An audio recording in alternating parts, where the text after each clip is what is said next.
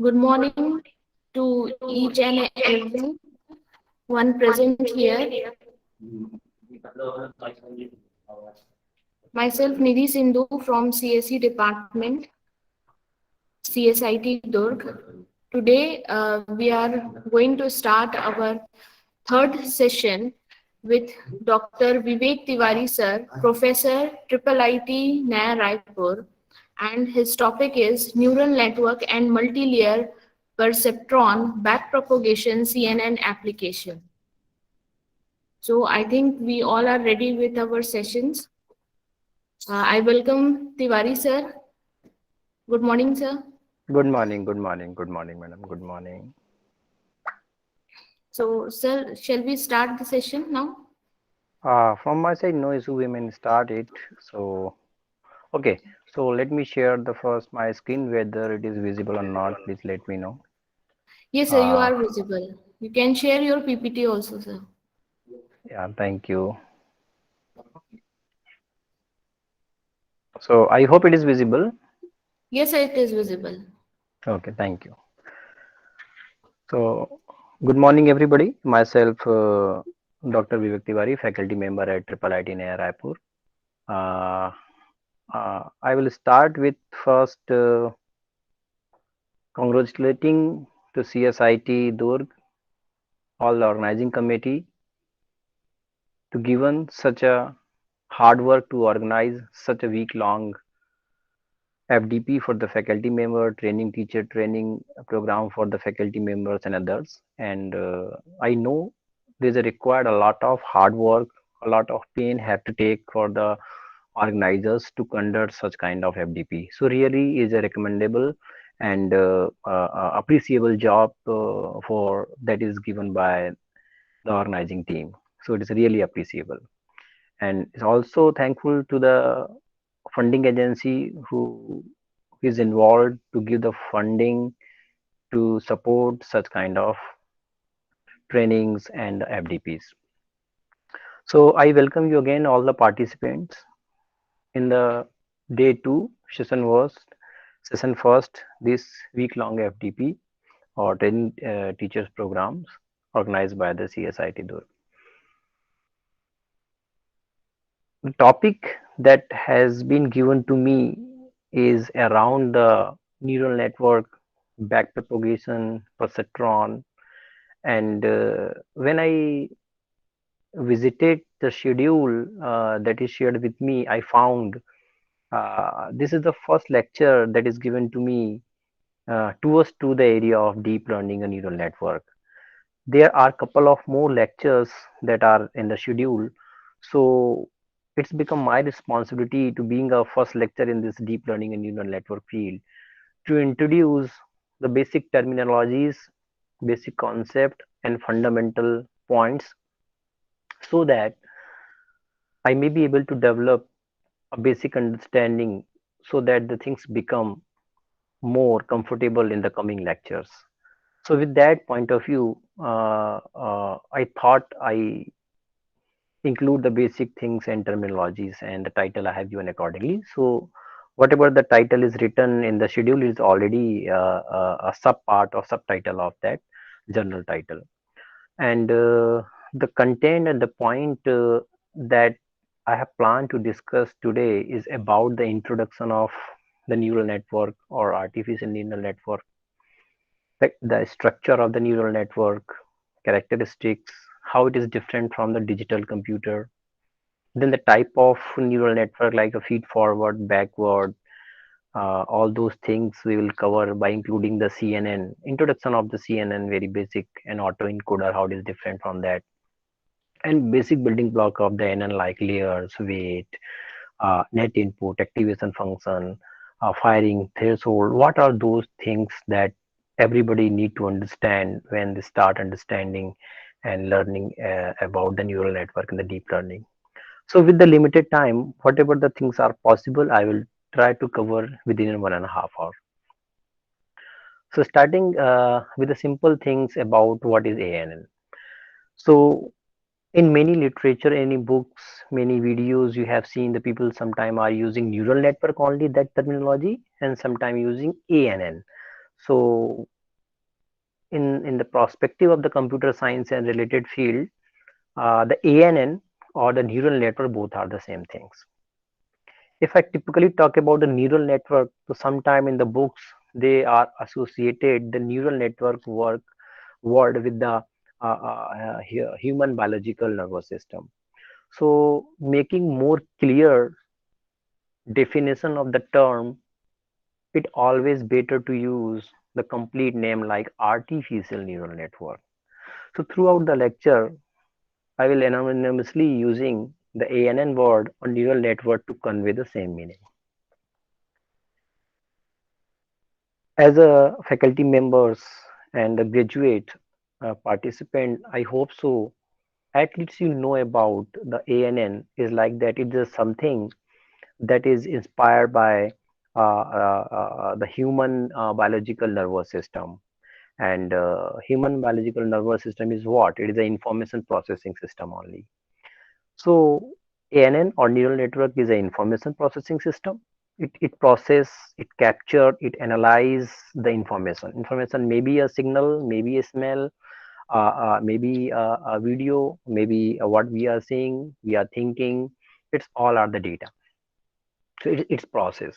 So that is we say that the neural network is a information processing system inspired by the biological nervous system. I will not go in much discussion about the biological nervous system, what it is like that, but it always suggested to you whenever you have time and you are looking your career, your research in the field of neural network deep learning, you must know all those things. The second point is more important.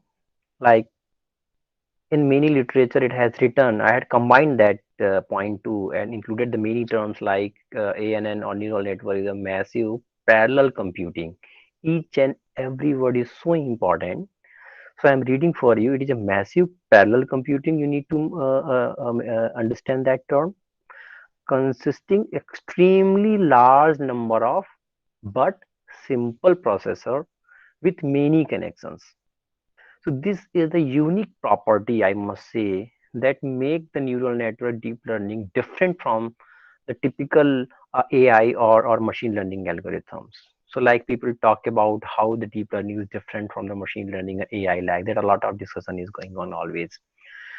So these are the important property. In point two, I have mentioned that make the neural network and the ANN like that the different from the other machine learning algorithms, because most of the learning algorithm doesn't offer the parallel processing first. They here it include a large number of small processors and many interconnections. So what is meaning of interconnection, what is meaning of simple processor, what is meaning of parallel computing, slowly I will try to cover in throughout the lecture. Point Last 2 points are very similar to each other, but we need to understand a lot. Like ANN or neural network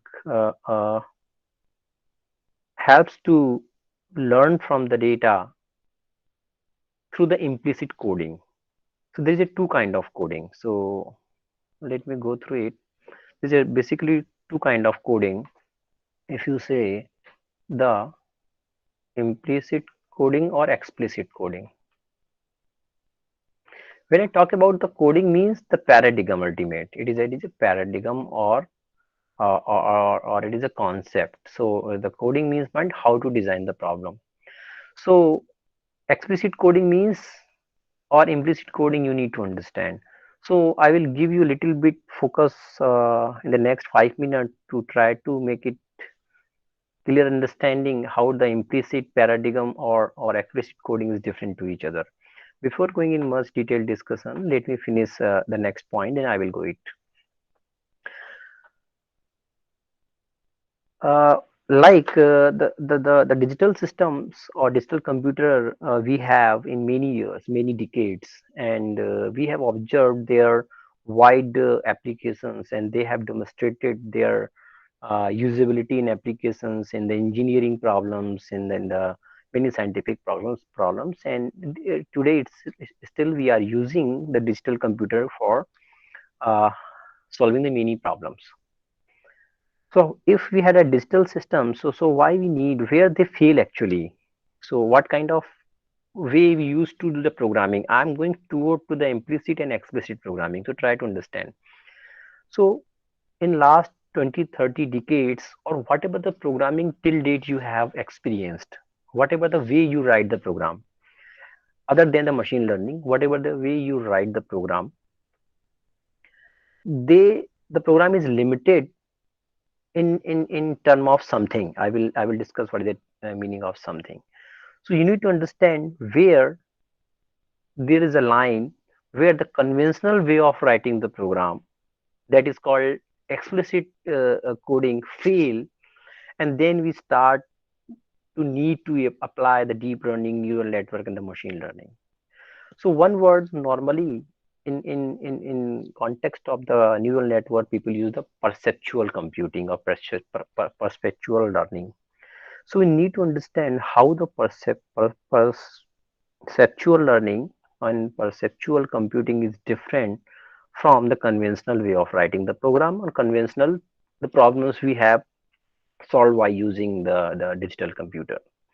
So taking the simple example, like you have a numbers. If you have a problem is given to you where you need to process the data only, okay, you have to capture the data, and you, the mathematical operations are there, you have to apply the mathematical operations on the data. That is called numeric or symbolic computing. So the digital computers today we have, they have given a great performance to compute the data, to apply the mathematical operations on the data. They are very great applications they have given.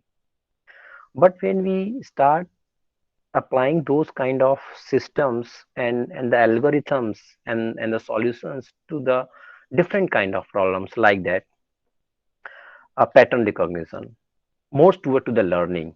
So when we have a problems, when the problems can be solved through the learning, our earlier system. So when I talk about the digital system is the explicit programming I am talking about, they fail. So how they fail? First, let me introduce about the perceptual computing, what it is, and why the conventional way of writing, that is called explicit programming, fail. We need to go with the implicit programming. So in the literature, I have found some couple of sentence that I have written over there. Perceptual learning is the process by which system improve through the experience. Means whatever the system you have designed, whatever the solution you have designed, whatever the methodology you have designed, they automatically improve their performance through the experience. We have never seen in the conventional programming, conventional way of solving the problem that improve themselves. Means suppose you have written a program for a library management system. You have written program for a calculator. So whether the calculator have the capability to improve their performance with the time, whether the library management system or any kind of management system have the ability by automatically they can improve their performance, not at all. Is if there is some issue and the problems in the library management system or in the calculator, they cannot solve that problem by themselves automatically. The human intervention will be required. The human has to know what the error and the problems are in the system, how to solve it, what is the solution the human supposed to know, and they have to write the solution in the form of coding. Then the system work fine. But we require the system where we don't know the solutions. I will cover it. We require the system and the methodology for the problems, the solution of that problems we don't know. So we require the implicit coding or machine learning or the deep learning. So those system having the basic characteristics, you design the system and you start feeding the data. Data means experience. When I'm writing the here, the experience means we start feeding the data. As it understand the data, it start learning the data with the time. The more data with the time you feed to the system, more valid data, more better data, more clean data, you start feeding the system. System automatically learn itself still and improve their performance.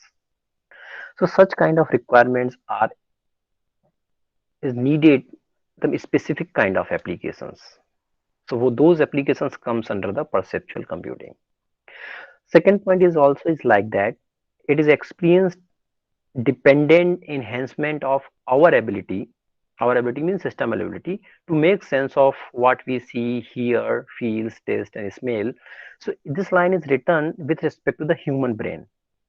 So perceptual learning means when you sense it, when you see it, when you observe it, you start taking some decisions, you start storing some pattern, you start learning. So this smell is good, this smell is not good.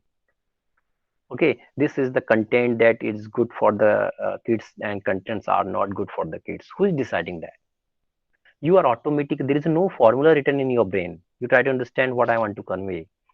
So when our brain is learning, there is no formula. Who is inserting the formula in our brain? Okay, like in the calculator, we have to learn feed the code for addition, square or root square. There's a formula. We have to write the code for that formula. So the computer and the laptop or the calculator start working with that one. But when comes to the perceptual learning, there is no solution. There is no formula. Whether those contents are good for the kids or not, you have to understand it. Automatically, there is no formula. Smell is good or not, you should go there or not, or many kind of learnings you used to have throughout the life, it automatically you learn.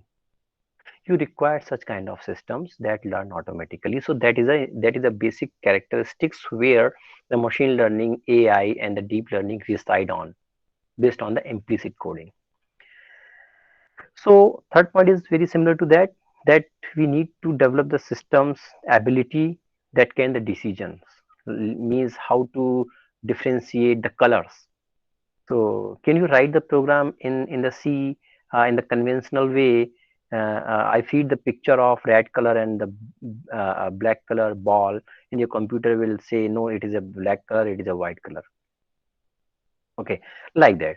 So in the better way, if I try to take a challenge to make it clear, implicit and explicit coding, suppose uh, I want to calculate the addition of two number, addition of two number, addition of two numbers, or write a program to Fibonacci series, write a program to calculate the interest of loan, and such kind of uh, uh, program list you used to give to your students during the first year, second year when you offer the C, C++ kind of programs.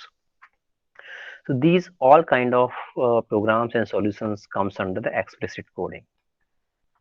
Explicit coding. So why it is called explicit? Explicit means purposefully you have to define the solution.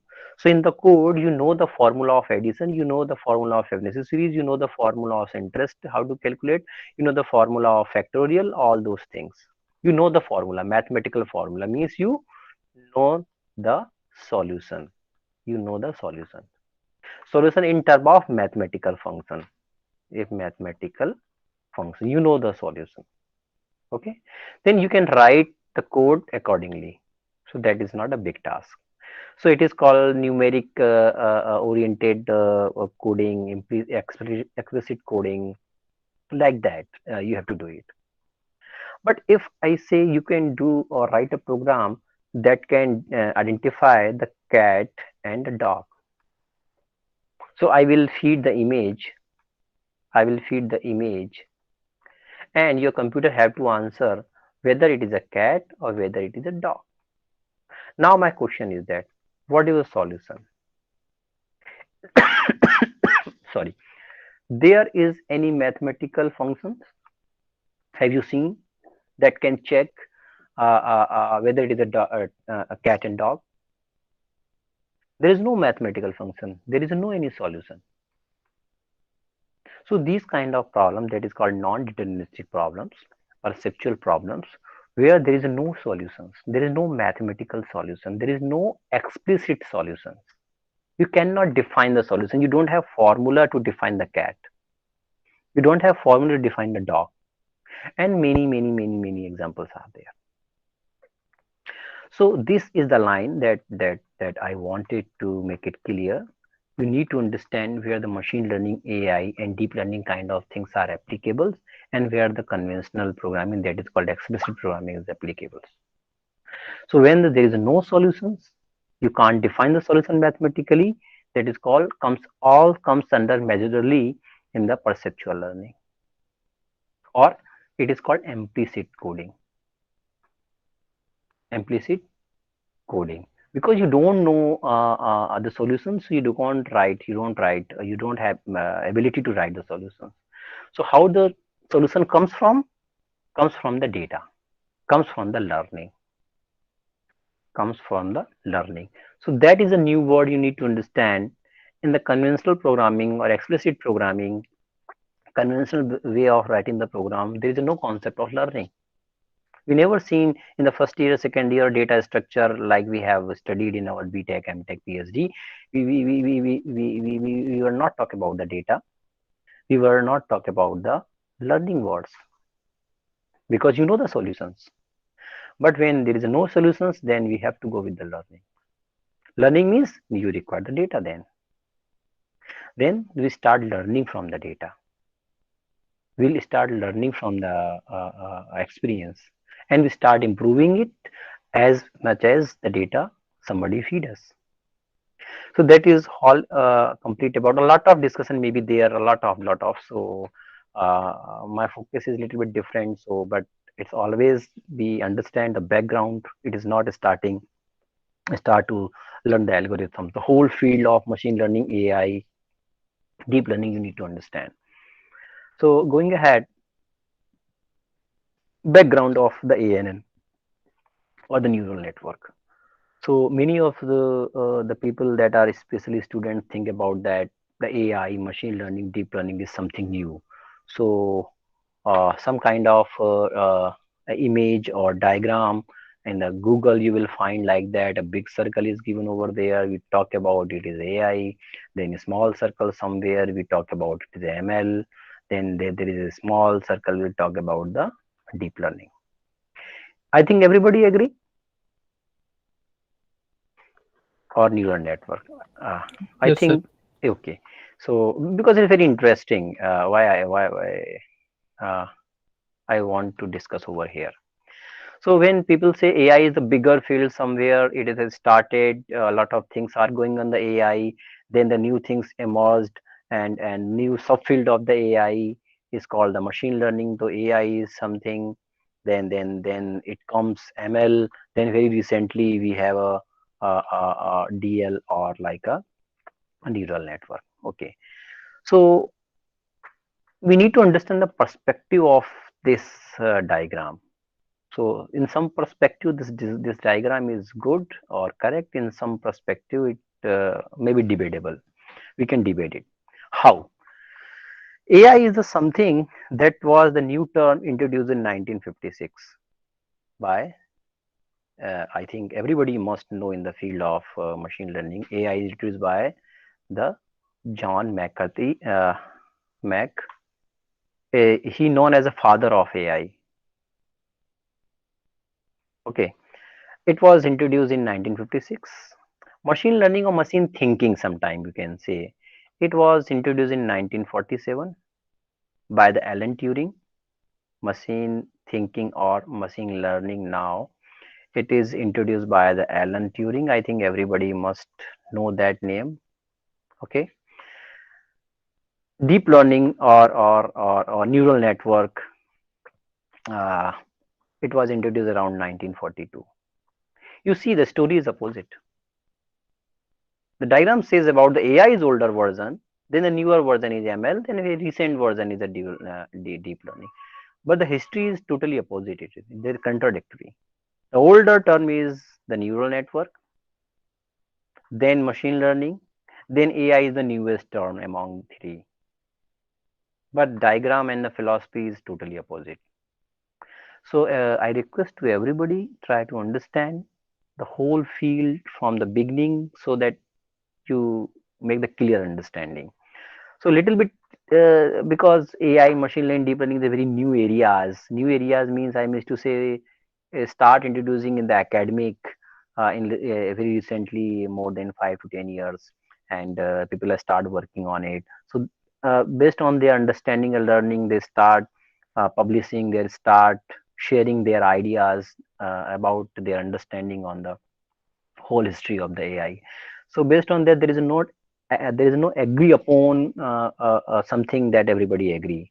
So you need to understand the things according to your understanding. So this is my understanding says that these terms are related in that way, not in that that normally we have seen in the Google. Going back to the deep learning, so deep learning was around or machine learning, not neural network was around introduced in 1940s. The first model I try to recall is given by McCulloch-Pitt's model. So he's a very famous model. McCulloch and Pitt was the two researcher. One was the psychologist, I think, and one was the mathematician. So in 1943, they have given the working model of the neural network that is normally we call McCulloch-Pitt's model. And in the subsequent in 1949, the Hebs rule given by the Hebs, and the Hebbian learnings become it's a kind of learning. You see in 1949 they have given the concept of learning, that how neural network learn. Then perceptron is 1957 that is started, and Rosenblatt has given that name, the perceptron. And perceptron is something that more towards to the supervised learning. So I have seen in the schedule, you have know about the unsupervised learning and the supervised learning. So initially three well famous model of the neural network, you will try to understand. So the unsupervised learnings or models are the McCulloch-Pitts, who has given that model, was the unsupervised learning. Hebbian learning was the unsupervised learning. Then the perceptron, then in 1957 that it was introduced, that was introduced comes under the supervised learning. So you need to know neural networks, what are the earlier models which comes under the supervised learning and unsupervised learning. So that is about the history. Going with the advancement, how it happened. Initially, the people started working on the neural network. So it was very new area is about 50 years back. So different researchers were working on the neural network, how the brain works. Actually, they were learning the working of the brain, biological neurons, how they are connected. So many researchers have given a lot of publications. They have gone through a lot of theory they have given.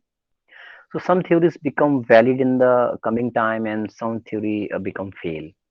But everybody agrees, all those researchers would agrees on the two basic points. Like neuron means the smallest computational unit in the biological neural network. It is a basic unit of working that really do computation, that everybody agree. And the response that our brain make with respect to any event or any data, that is random. Means you cannot properly too much define. So this happen, then what if you feed this kind of things, then the neuron will fire, or neuron will store the data like that. So the behavior of the neuron was totally random. So these two things were everybody agree. So that characteristics they have taken to define the modern neural network. So they were started working on how your brain learns, so that we can implement in the term of mathematical function. So they agree that the learning process something, and learning process comes to the synaptic weight. So we have to, or the system or in human automatically, based on their ability, learnings, experience, whatever they see in the environment, they start changing the weight. So weight is something that really responsible for the learning, that is really responsible for storing the knowledge. So what was that actually? So like they agree that a lot of crores of millions of neurons are there. They take the data parallelly. They are so much internally connected, and they do the processings. So that system was so complex. So they have start making the analogy how to define the mathematical model that is need to be inspired by the human nervous system. So how they come up? They come up with this diagram. So try to understand this diagram is talk about. So this is typical biological neuron. Okay. So first, the upper side, it is visible to you, the biological neural system. So these are the input cells, you can say. So that is called dendrites. Okay. So dendrites are something that take the input. So means smell, any things you see, any thoughts, everything that you need to feed to the human brain system through the dendrites. So all those inputs go to the some computational capability of the neuron, is that they take the input, they work on the input. Based on that working, they calculate something, and with that calculation they decide what the neuron should do. So technically or biologically, we say neuron will fire or not. The meaning of that, whatever the input is given to the neuron, your neuron system calculate the input, they combine the input, and then decide the neuron should that neuron should be activated or not activated. It will fire or it will not fire, like that. So with these structures, they have designed a mathematical model. So this is the downside is given a diagram. I think everybody have family with this diagram. So here how the things were analogy they have created. So you see over here, starting with the input. So dendrites. So dendrite was the input. Here we have to create. We have to take the neurons. They will take the input, and the input is associated with the weight. Weight means whatever the input you have received, you have received multiple variables. When you see the person, what happened? You check the height of that person, whether person is wearing goggle or not, what jacket he has wear, height, many things you have observed, and you decide is he my friend or not, like that. So he is my known or not. Then what is the name of that person? So many variables come parallelly. So when you see, that's why the human have ability to recognize their known from any of the direction. Mostly if you see your friend from the back side, you can recognize he is my friend or who is that one. So how it happened, many parameters your brain start observing: height, colors, pattern, walking pattern, and many things. So which pattern match with the object, your neural your system start giving more weightage of that one.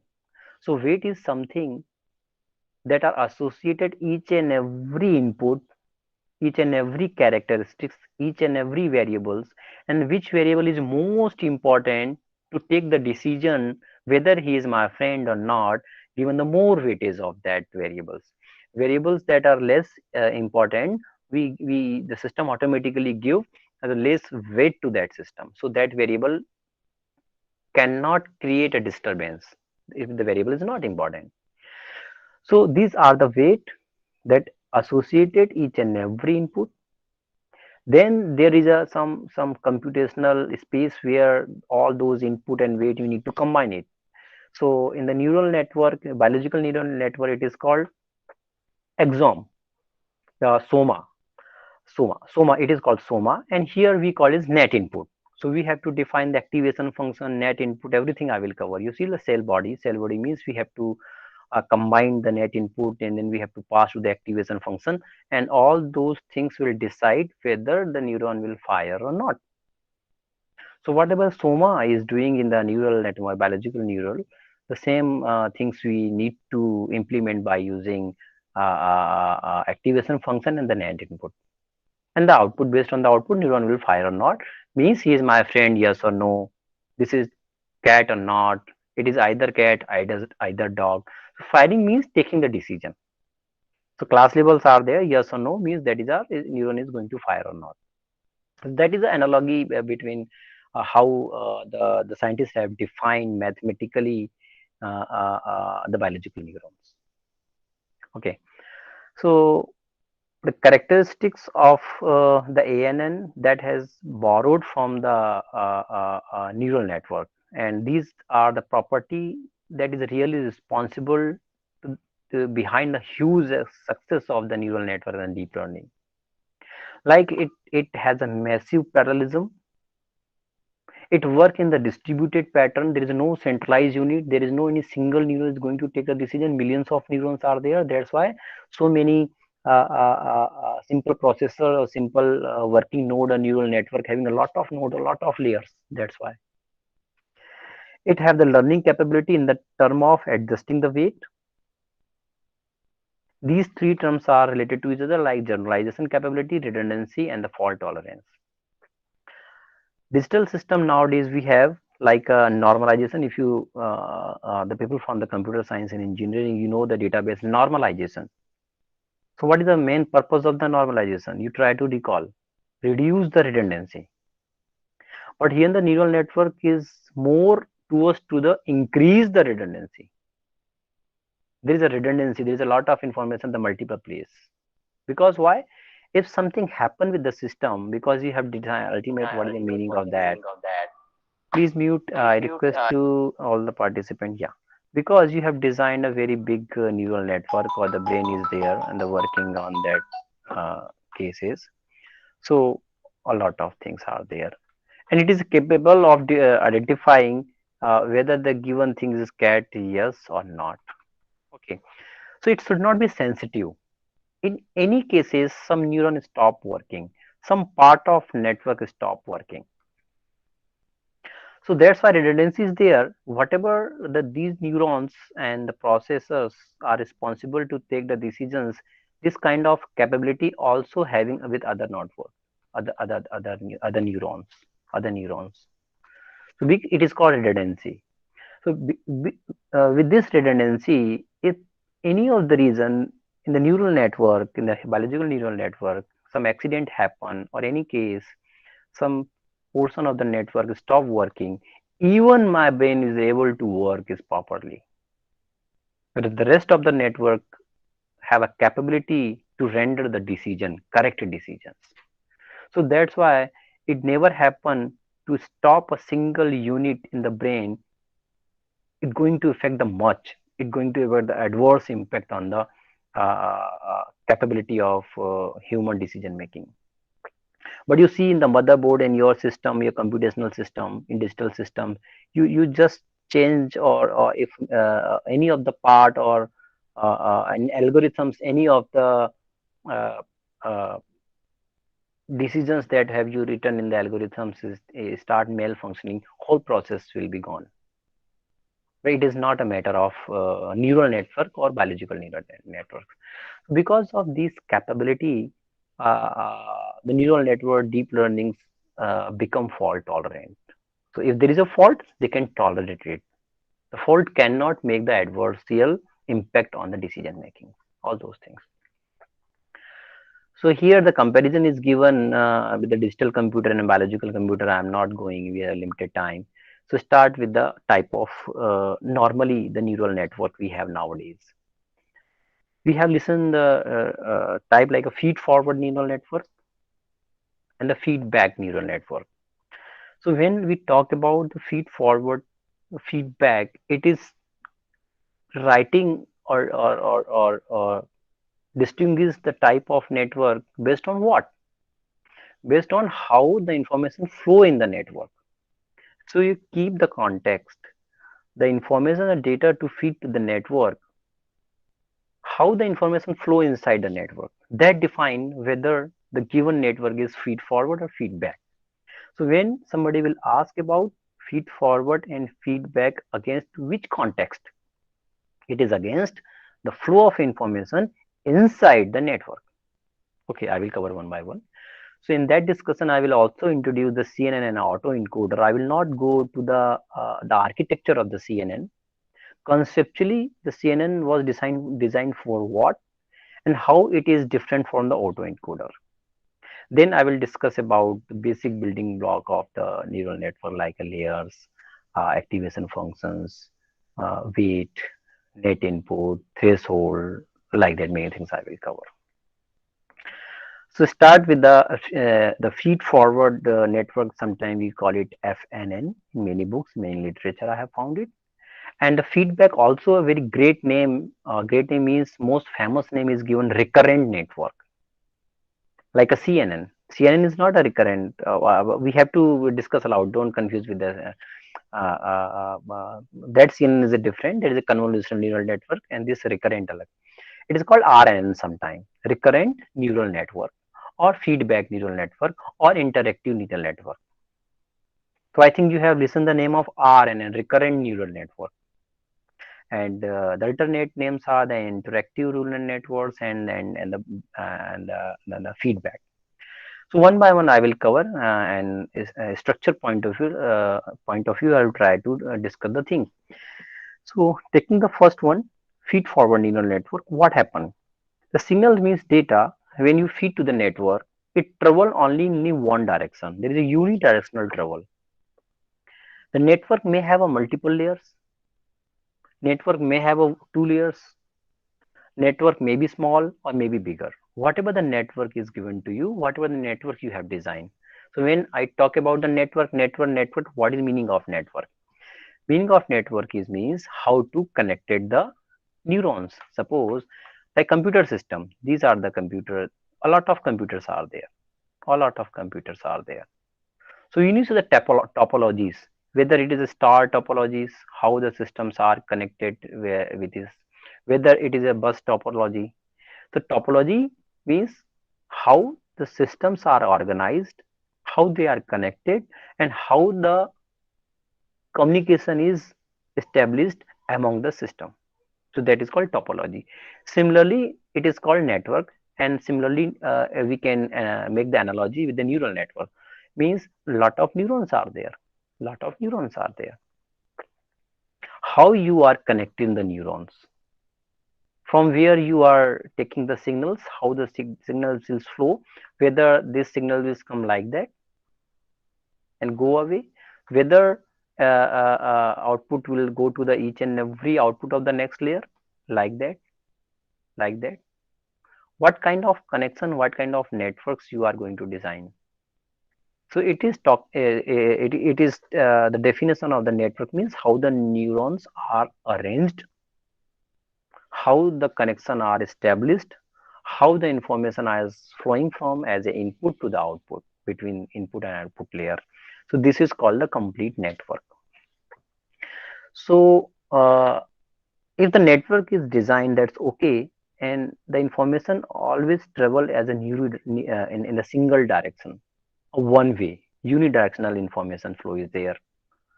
Those kind of system comes under the feed forward network. So there is a always a one way movement of the information, so there will not be any cycle, there will not be any feedback.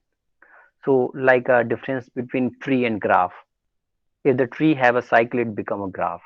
So like there is a no feedback, there is a no cycle connection in the feed forward network. So there is no cyclic connection means the information cannot be go back with the same node. So there is a no feedback, there is a no cycle. That is a property of the feed forward network. That's why name is given feed forward. They don't go back. So the information is always in the straight directions. So there is a no memory. So memory means what? If the system have a capability to store the state of the system, it is called memory. So memory always comes with the loop, with the cycle. So if there is no cycle, your system cannot store what the state was earlier. When we again come back with the same node, whether the state is changed or not. So this kind of capability or learning is not possible in the feed forward network because there is no any cyclic connection. So the system don't have memory. That's why its opposite is the RN, recurrent neural network. They have the memory like LSTM. Okay, long term or short term memories like that. So those kind of system like LSTM are the part of the RNN. So there is no physical memory. Most of the people are confused like this RNN, recurrent neural network. There is a memory something. It is going to store somewhere. No, memory comes with the cyclic characteristics of the network. Cyclic characteristics, what does, what was the earlier stage, when we again revisited that node if state is changed or not. If that kind of state change capability or recognition capability if the system have, so it is cannot be a feed forward network, it would be a feedback network. So that's why these kind of systems are normally used in the pattern recognition, like a regression and the classification kind of problems. So feed forward network are basically we use if the problem is a regression and the classification problems. Feed forward network architecture is given. This is not only the architecture, any kind of combination you can make it, any of the connection you can drop it. But once you feed the information will go to the layer by layer by layer, and it will go to the output layer. It will not go back. Okay, so it is called a feed forward network.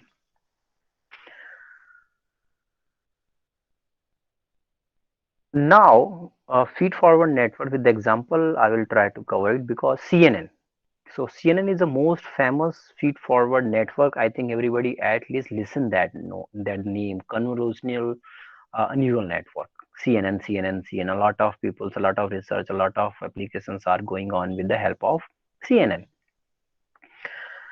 So what happened actually in the feed forward network and why it is perfect suitable for the classification kind of problems? Then try to understand. So with the example, I will try to make it clear. So you see the network is given over here.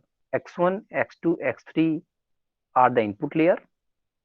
Then we have a hidden layer. So we may have a single hidden layer, we have a multiple hidden layer, and then we have a output layer. So how that it is designed, you see the data set is given to you. We start with the data set. The data set is given to you like x1, x2, x3 are the input variable. Means x1 maybe like age you can consider, x2 is salary you can consider, x3 number of dependent you can consider, and y means the person is going to purchase the insurance or not. So this table, this diagram, okay, let me little bit bigger. To try to understand x1, x2, x3 are the input. Based on the input, we are going to learn whether the person is going to purchase the loan or not, or going to purchase a insurance or not. So y is the output. It is a target variable. I think I assume that because the two lectures are already over. So these the basic terminology of the machine learning, like input variable, target variable, all features variable. These terminology you understand it. So input variables are those that help us to take the decision, that help us our network machine learning algorithm to learn the patterns. And ultimate, what is the meaning of learning? What happened? They start mapping. They start learning the mapping. Means relationship between input variable or set of input variable with the output variable. Okay, so we need to think about only the mapping. So same the input variable or target variable structure is given over here. We feed the input variable over here. We need to define equal number of input neurons as the equal number of input variable you have. If you have a three input variable, the three input neurons should be there. Then you may have a same number of hidden layer, many number of hidden layer having the same number of neurons. You may have a less number of neurons. It's depend on your knowledge and architecture you prefer. So the information flow here and there. Ultimate layer by layer, we try to adjusting the weight of the connection so that the neural network learn the relationship between input variable and the output variable. Okay, going through the next one, the feed forward network. Again feed forward network, sorry. So it is continue. In the feed forward network, CNN is one of the example. Auto encoder, again a feed forward network. Perceptron, again a feed forward network. Adaline, Medaline, again a feed forward network. Okay, so there are many examples of the feed forward network. The beauty is that the CNN is the supervised learning and the auto encoder is the unsupervised learning.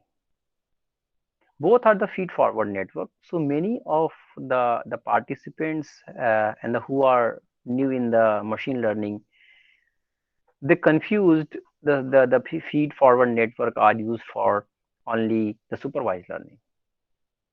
They start making such kind of theory, they are only for the supervised learning, not at all. You can see the CNN is the feed forward network, autoencoder is also a feed forward network, the CNN is a supervised learning, and autoencoder is the unsupervised learning. Other perceptron, Adaline, Medaline are the supervised learning. So that's why I have taken in the beginning, we'll discuss about the CNN and autoencoder conceptually how they are different. The CNN is a supervised learning algorithm, autoencoder is the unsupervised. I will put a little bit brief discussion on the autoencoder also. Wait for that one. Another kind of network is the feedback network, that is a recurrent network. So, as the name suggests, there is a feedback from output to input. Output means what? So never consider output means only the last layer. So output of the first hidden layer is also output. Output of the second hidden layer is also output. Output of the last layer is also output. So when the people again this kind of confusion when there is a feedback means we need to send the output in the recurrent network to the previous layers. So output, not the final output I'm talking about. Any layer who calculates something, or any neuron who take the input from the previous layer and calculate something, we have discussed in the neuron whether it will fire or not. It fire, it is the output. If not fire, it is also output. So that output we need to send to the next layer. So this output means output of each and every neurons in the network that consist. This output doesn't mean the final output. Okay, so given network, in any cases, in any location, if any of the feedback or any of the neuron send the output to the back to the earlier previous neuron or itself as a like cycle, so it comes under the recurrent network or feedback network. So there is a loop. So loop is something, if there is a cyclic behavior, there is a loop, they can learn the states. Okay, so states means that is called memory actually. So the feedback network are the dynamics. Their state is changing continuously until they reach the equilibrium points. So how the state is changing, that actually is stored in the term of the weight of the cycle or feedback loop is created. So based on that weight and cycle, they start learning the state. State should be changed or not. Because of that memory, because of that property, the feedback network or recurrent network are useful in the sequential informations. Suppose you want to analyze a COVID numbers, or how the COVID things are happen the next day to the next month predictions you want to make, stock market predictions you want to make, because today's case are depend on the earlier case. So it is not typical regression problem. It is not typical regression problem. It is a problems or regression kind of, but comes under the sequential information. Time series analysis, whatever the kind of analysis that depend on the times, comes under the recurrent neural network. They cannot be solved by using the feed forward network, because the earlier stage, today's state of the corona cases are highly dependent on the previous cases. But when you go to the loan process, whether I'm going to make it clear how the sequential or time dependent or recurrent kind of regression is different from the general regression problem. Like a lot of people have applied for the loan, so your loan application is independent. Your loan request will be passed or not depend. It doesn't depend on your previous request who has made. Who has yesterday requested for the loan is not going to impact the decision on your request. You are independent entity. Okay, but that's why it is can be solved by using the feed forward network.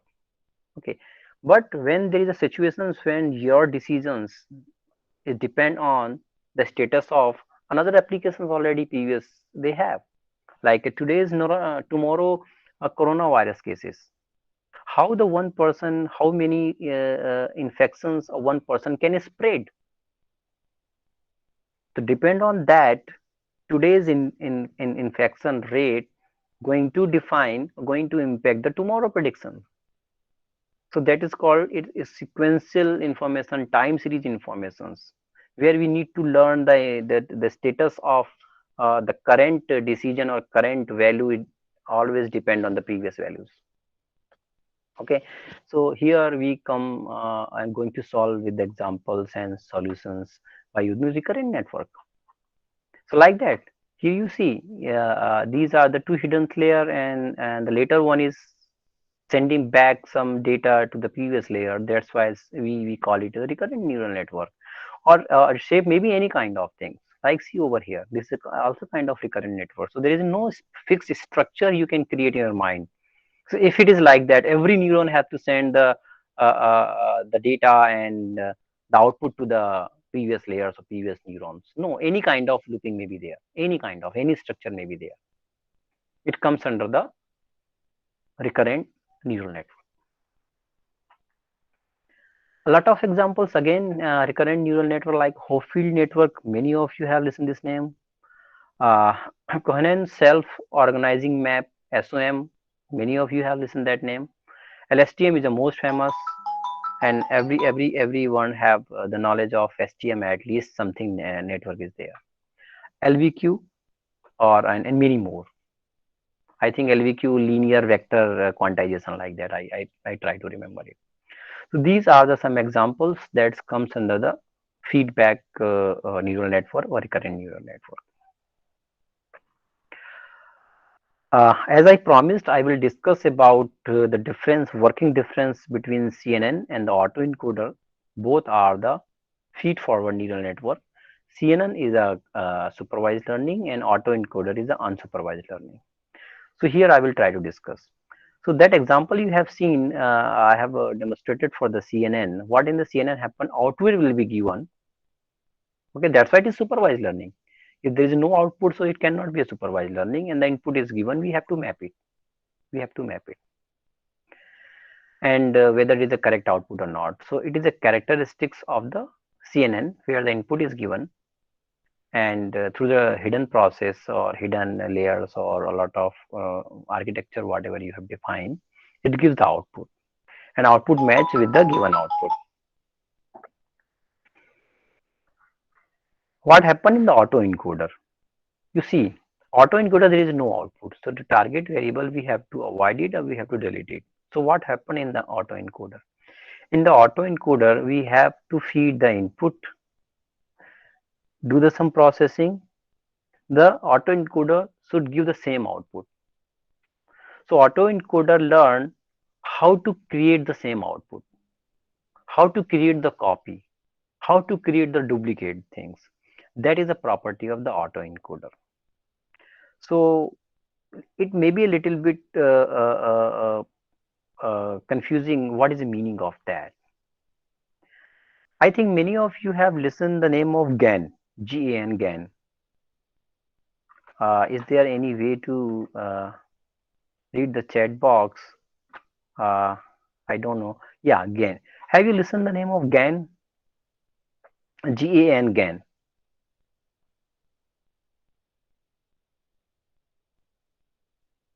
A lot of people, a lot of research is going on the GAN. So, okay, no issue. Okay. So, what happened in the GAN or autoencoder? So autoencoder is a specific type of neural network that have a two big part, two component, encoder and decoder. Encoder network take the as our input and learn it how to represent the input in the different format. Most of the time it is kind of data transformation, and we use the a lot of techniques and how the layer works for encoding the things. So encoder encode the things, and whatever the output of the encoder is in the different form, you cannot recognize by seeing that, and it is always take the less area, or people use the encoder as a compressor. Another component is a decoder. It take the output of the encoder as an input and decode and try to recreate the input that was really given to the encoder. So the diagram is a nice way to understand it. Suppose I am feeding any image. Okay, I am feeding any image. Suppose this is the image. Suppose the cat is the image. You feed the cat to the encoder. Encoder will represent the image in the different form that is called features. And when you feed that features to the decoder, decoder must be able to recreate the cat. So that is a very great applications like that. If you have a less number of data set and you want to create a more data, like in the CNN uh, or deep learning, you require a huge number of data set, but you have a limited data set. So you want to take the more images. How will you create the more images? By using the autoencoder, by using the GAN people are using it. People are using this GAN and autoencoder like augmentations. They are used to augment the image. So this is because there is no output that you can check it. So it is like a unsupervised learning. Okay, so it happened like that. Whatever the images you have given, it start processing it, processing it, and represent the image in the different form. So this data that are represented can be used as a feature in the CNN, because ultimate it is learning or extracting the feature from the image and representing the feature in the different form. These are the features. So in the CNN, you don't need to give this whole image. It take a lot of time to process it. Instead of giving all complete features to the CNN, you can provide or feed the features of that image that is extracted by the encoder of the autoencoder. So a lot of use is there, like how to use the encoder, decoder. A lot of use, a lot of research is going on. Okay, so we have last 25 to 30 minutes. So it's time to discuss about more terminologies that people are using, like architecture, layers, neuron, weight, activation function, learning, and many things. So one by one, uh, I will going to start it. 1 second. Where is my document? I have to see it.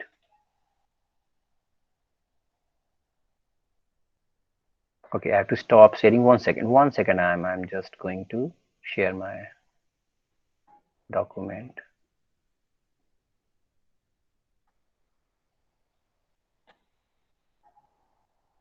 Yeah, sorry for the interruption. So what the terms I'm going to discuss one by one, it is all about these. What is input layer, what is output layer, what is hidden layer, what is weight, net weight, forward propagation, activation function, neuron firing, threshold, all the things I'm going to discuss one by one. So start with the weight. So first let me explain about the layers. So suppose very simple network I'm going to define. Suppose we have a three input variable. Suppose, okay. Suppose age is there. Age, I will feed this neuron. Salary, I will feed over here, and my height, I will feed over. And next we have a multiple or single or many hidden layers. Each hidden layers may have a same number of neurons, may have a different number of neurons. So make the simple, and every input is connected to the every neurons of the next layer. Suppose this is not a rule. This is depend on you. What kind of architecture? It is a fully interconnected neural network, you can say. So you may have other all the options. You may have all complete interconnections, or you may avoid it, whatever way you want. Okay. So don't go with this kind of understanding where should I use fully interconnected neural network or partial interconnected neural network. Don't go with that one. Try to focus on your understanding with the terminology. So where you feed the input like age, salary, or height, whatever the input you have. So this layer is called input layer. This will get input layer. And the last is the output layer.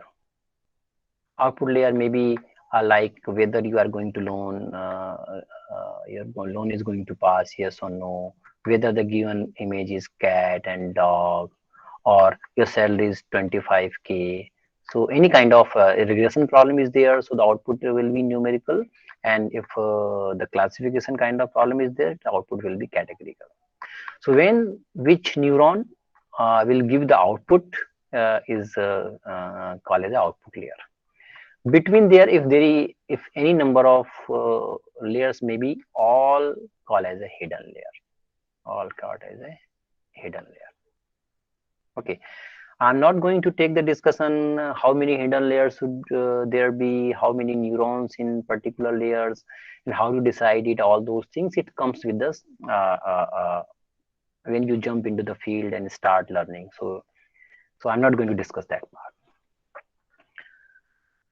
Next is that very simple weight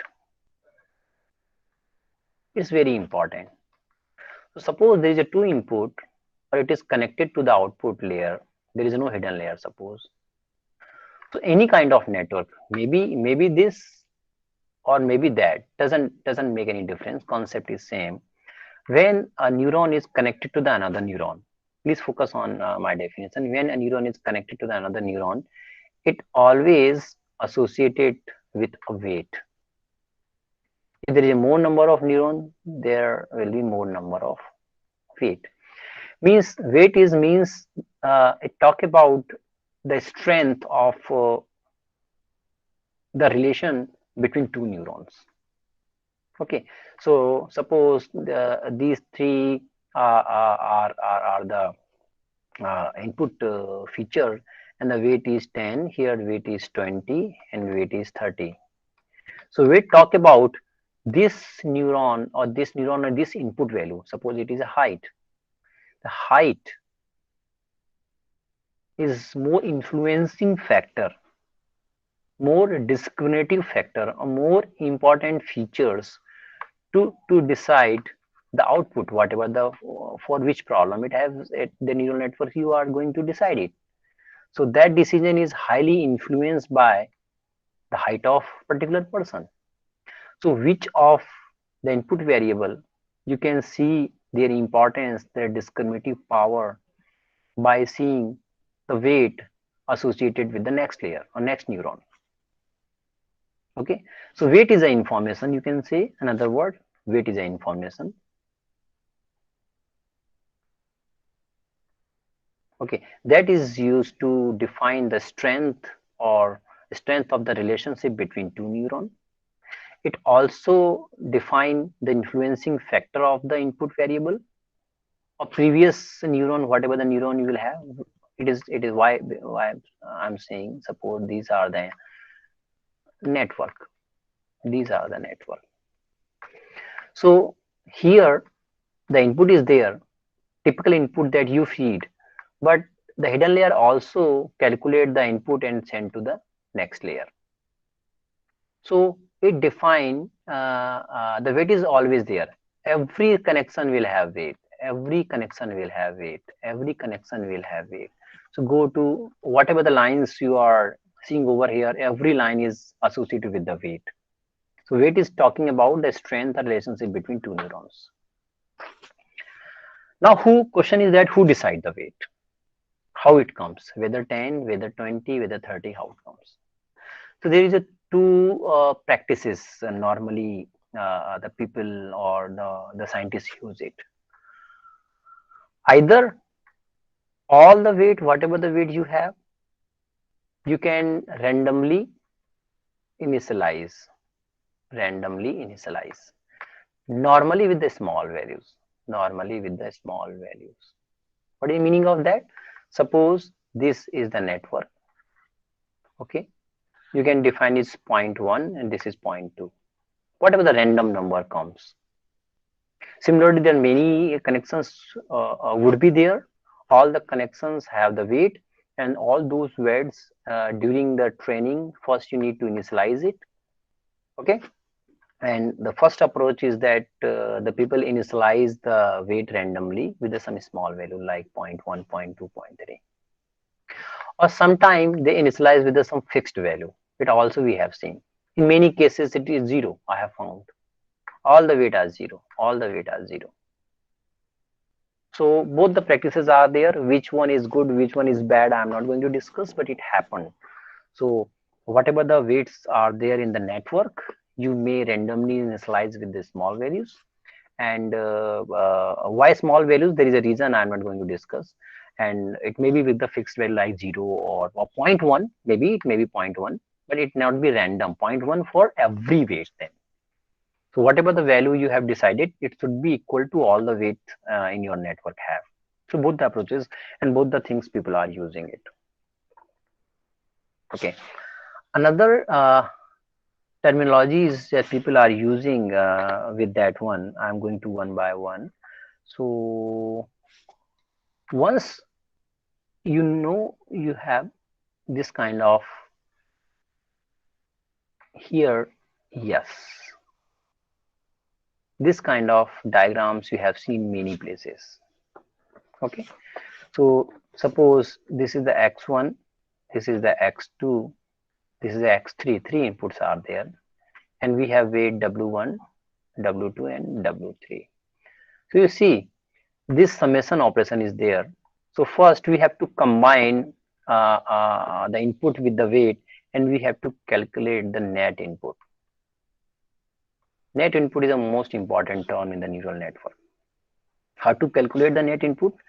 That is net input formula is here. We have to calculate whatever the input is given, multiply by with this weight plus next input with their weight plus third input plus their weight, or if there are many, then xi and wi. So normally you can write like that in very simple, I is equal to 1 to n xi dot wi. So that is a formula to calculate the net input. So whatever the input is there, we have to multiply with this their strength, their weight, and we have to sum it. So sometime in this many books it had written weighted sum. Weighted sum. So that is called net input. The question is then what happened? We have calculated and some net input is there. Then what next? Okay. Before going in the next discussion, how to use the net input for the decision making, there is extra one input is given that is called bias. Bias. So bias normally bias also have a weight. So people represent with the W0 or sometime B. Okay, and the input is always as a 1. So like here the height is will be there, weight will be there, salary will be there, and that is a variables. And bias is not a variable. Bias value always be 1. Weight may be different. Okay, similarly bias weight, the same rules we carry. uh, we randomly define it or we may initialize with the fixed value. So ultimate what happened, really the net is equal to, this is a better formula, complete formula, I is equal to 1 to n xi wi plus b, or sometime we call it w0. So that is a complete value of the input. Okay, here sometimes people, how in this, because you don't get confusion, that's why I'm again writing it over here. This is the bias. Suppose bias is x0, it is x1, it is x2, it is x3. So you can write the net input like that, x0 w0. Yes, you can do it, x1 w1 plus x2 w2, but x0 always 1. X1, X2 is a variable depend on data set, but X0 is always 1. So that's why people use W0 plus like that, like that. So don't confuse like that. Sometimes people use this kind of mm, way of writing the net input, and sometimes people use this way of writing the net input. And third way is also, don't start with 1, start with the 0. So ultimate starting with the 0 means you are including in the formula. So sometimes people like that, 0 to n xi wi. All three are correct. All three are correct. So many different of way of explaining the concept. Many books have follow the different way of writing the net input. So once we have a net input, we feed the net input to the activation function. Activation function. Activation function is responsible for decision making. Decision making. It will talk about whether the neuron will fire or not. Neuron will fire or not. Activation function used to define whether it is a cat, yes or not, like that. So who is going to take the decision? Activation function. Agree? Okay. Then how it works? Let me discuss about that background. Suppose net is 2.56. Whatever the net value with that formula I have discussed, it is 2.56. What is the meaning of 2.56? What you are going to do with the 2.56? So net itself alone can't do anything. We have to feed the net into activation function. Activation function will decide with the help of threshold. New term is coming. So let me explain the term one by one. Let me summarize. A lot of terms are there. Let me summarize it. Neuron firing. So neuron firing. Whether neuron will fire or not, it depends on the three things: net input, activation function, or threshold. Or activation functions, here activation function used to define the neuron firing by taking the two input, net input and the threshold. Threshold. So threshold means what? Take the simple example of binary classification. Take the simple example of binary classification. Okay. And suppose net input is a probability. Net input is the probability. So what I am saying here, given image is there, really image you have inserted as a cat image. Whatever the net function is there, net input, it is calculating some likelihood or probability. Probability, or sometimes it is called likelihood. Suppose there is a positive class yes and negative class no. If the probability is more than 50%, okay, or 0.5, the system will say it is a cat. Otherwise, it will say then no, it is not a cat. So the net input suppose is 0.6. So what activation function? Now I am talking about the working of the activation function. Activation function will check if net input is greater than equal to suppose 0.5, output is 1. Else if net input is less than 0.5, output is 0. So this is the activation function I am writing. Output 1 means it is cat, yes. Output 0 means it is cat, no. So how the activation function is going to take the decision? It is taking the input value and is comparing the input value with the some value that is called threshold value. So 0.5 is the threshold value, and threshold value you can change it. It is not fixed. Depend on application to applications. So that's why I have written the activation function take the decision. Activation function take the decision by using the two input. Uh, One is the net input and another is the threshold.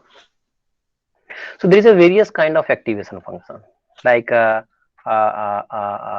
unit step activation function. Unit step activation function. Many activation functions are there. Very basic activation function I'm talking about. What it talk about? It talk about you feed the input means it is a net input. Okay. So net input will be 0 if whatever the net input x is less than 0, or it 1 if x greater than or equal to 0. So if a net input is negative number, it always say no. If net input is a positive number, it always say 1. So you can also represent with this is diagram. Yes,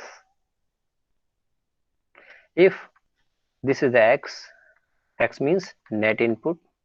If net input is greater than 0, output always be 1. Another way I can draw it. Otherwise, output will be 0. So this is the activation function. Either output will be 1 for a positive number, output will be 0 for a negative number. There is a shifted okay, there is a shifted unit activation function. You say no, I don't compare with the 0, I will compare with the theta. If x is greater than theta, less than theta, then 0. If net input is greater than some value, then it would be 1. So then it would be from here. Suppose this is the theta. So you have to draw like that. If value is greater than this number, then output class is positive class. If net input is less than this number, output class is or will be the negative class. Okay, so normally this kind of binary activation function, also the big category of such kind of activation function is called binary activation function. Why it is binary activation function? Because it gives output either true, false, 1, 0 like that. So that's why it's a binary activation functions. Many of the applications we have multiple classes, multi-class classifications. So in that case, binary activation functions are not useful. You have to define the different kind of activation functions. Okay, sigmoidal activation functions and many kind of activation functions are there. So depend on that. Activation functions are there. So here whole learning, whole decision making is directly depend on how you are calculating the net input. Net input means total weights. Inputs are fixed actually. You are only able to change the weight. So what happened in the learning process, you might have understood, you have control over on the weight. Net input is fixed, you can't change the input because data set is there, but the weight you can change. So it's always in the learning process, we always play with the weight. So back propagation, what happened? So last topic I'm covering in the 5 minutes, I will try to finish it. Suppose network is there. This is the network. This is the network. This is net back propagation. So you feed the input over here. You feed the input over here. You have weights. Okay. You have weights. Okay. Okay. So you feed the input. It will calculate the net weight everywhere. Net weight, net weight, net weight. Then it will have a output. Okay. ये है real output. Supervised learning I'm talking about. Suppose your output is your salary is your age is 25, but your real age was 27. I have given to design a network that may predict the age of particular person. Suppose so my network is predicting the age is 25 or 6 is 20, but real age of that person was 27 because it is a supervised learning. So what is the error? Error is 7. So you have to feed back, or you have to send the error backward to the network to update the weight, update the weight, update the weight, update the weight, so that we can reduce the error. We can reduce the error. Not only single observations, in the data set we have a multiple observations, multiple observations. Okay, so that is called back propagation. The back propagation is the process to send back the error and the output so that proportionally we can update the weight to reduce that overall error. The back propagation is the learning algorithms. In the learning only we have options to update the weight, but how can I update the weight? We can update the weight, and we should update the weight towards to reducing the total number of errors you have. So you need to understand the total error. So total error we need to send back to that one. So we use the algorithm gradient descent most of the time, if you know. We need to calculate the derivatives of each, the total error with respect to the input variable. The derivatives, with help of the derivative of the errors or loss, we use to update the weight. So that is called back propagation. Okay. So with this word, I'm going to end my session because time is also over, and I will be happy to satisfy the some questions or query if you have. So the question answer session is open from my side, and if you have any question, please write on the chat box, or either may ask directly.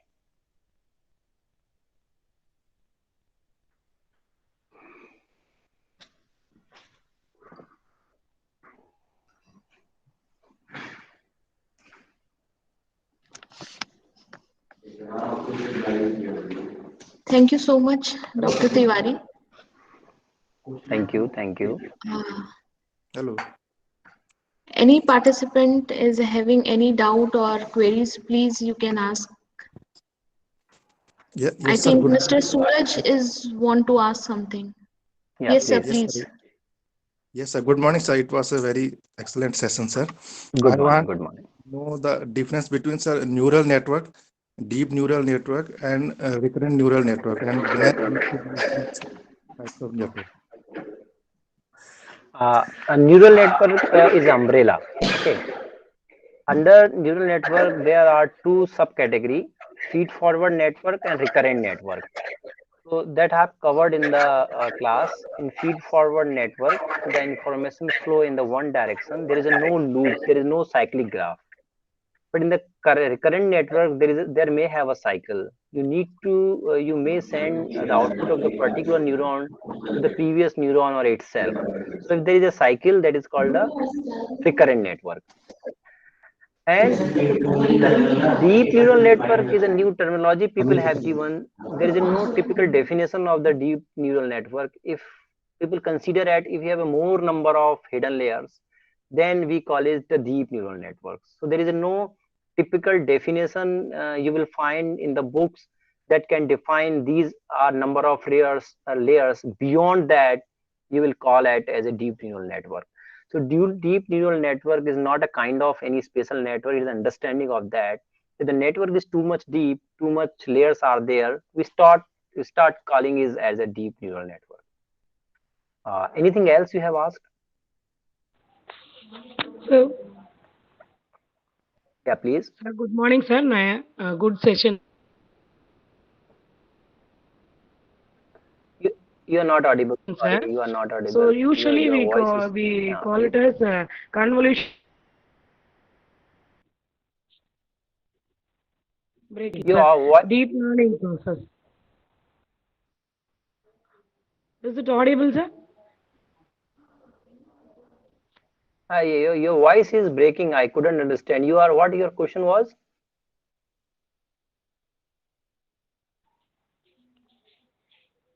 So do not confuse. I think many of you confuse with the deep neural network. Deep neural network, there is no branch of the deep learning. There is nothing like a deep neural network. So there is no proper definition of the deep neural network. Some people consider 5 hidden layers are the deep neural network. Some people consider 50 layers are hidden layers are the deep neural network. So deep neural network is a nothing but nothing at all. So there is no concept, no any sub branch of the deep learning. So deep learning or neural network is same thing, and different people have a different way of understanding about the deep. Deep means number of layers. If more number of layer, we call it the deep neural network only. There is no proper definition of the deep neural network that you can Thank you, quantify. sir. That is Yeah, my question. yeah, Thank you, sir. That is my question because convolution neural network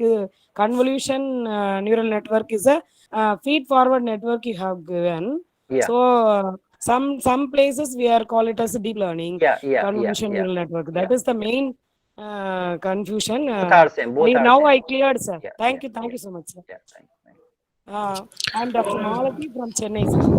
Thank you, ma'am. Thank you. Good Anybody afternoon. else want to ask questions? Good afternoon, Vivek sir. Good afternoon. Sir, I want to ask one question, sir. What is the significance of associative memory, sir, in soft computing? I'm not person for the soft computing, so right now I'm not able to answer it. Sorry for that one. Okay, is it any connection, sir? Associated memory is connected with this neural network? Neural network memory means the capability to remember the state of the previous data. Previous Yes. data, whatever you have feed. So if you have you are able to define the any of the network that have capability to check the previous state is comes under the a recurrent network, and we call it associative memory. So there is Yes, a sir. Yes. so there is a no physical memory will be there. So that normally people confuse about that one. Okay, okay, sir. Yeah, Okay. yeah. Thank you, sir. Thank you, sir. Thank you. Thank you. Okay, Nirmal Jyoti N has raised the hand. Please ask the question, sir. Nirmala, sorry, ma'am, Nirmala Jyoti N. My voice is audible, ma'am? Nirmala, ma'am?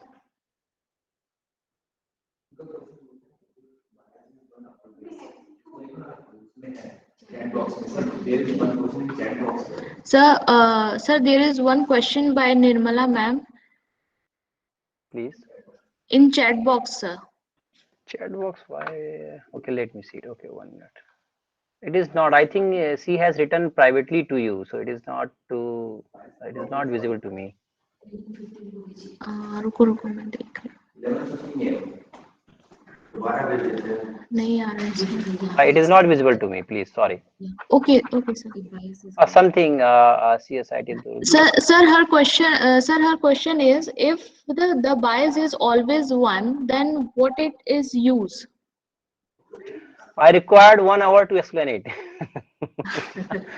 A lot of people, yeah, really, my experience is saying that when I was new in the field, I took 1 year to understand why bias is there. So with the limited time, very difficult to explain me. I will try to explain, and it will create a more confusion. Bias is something that give you one extra degree of freedom.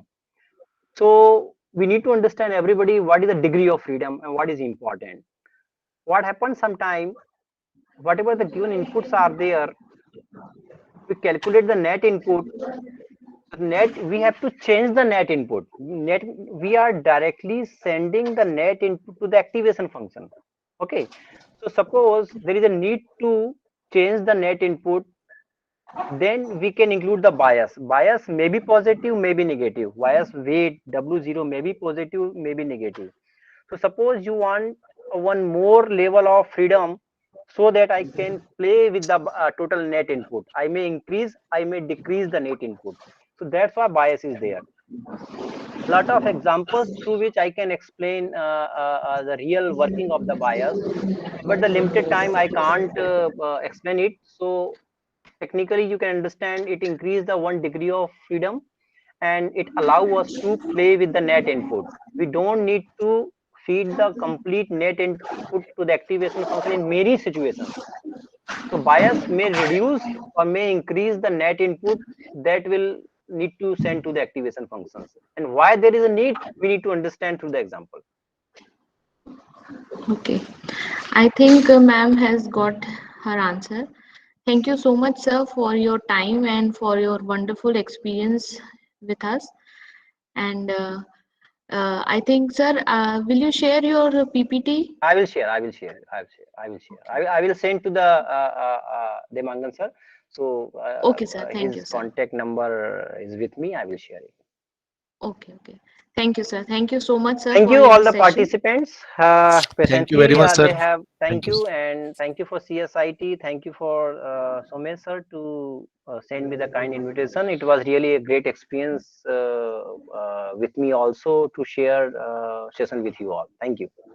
Okay, okay. Thank you, for sir. Thank you. Thank you.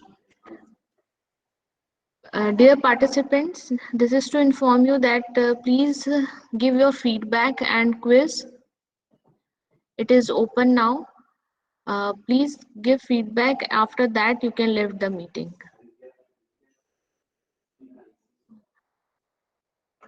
Because the attendance the attendance is analyzed with the score of your quiz and feedback.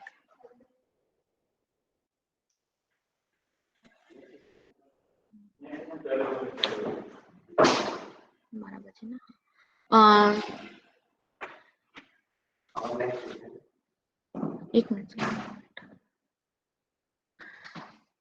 participants, the next session will be start from 12 noon. There is a break of half an hour and we will resume back at 12 noon with our session number 4 by Dr. Tirath Prasad Sahu sir. Thank you so much.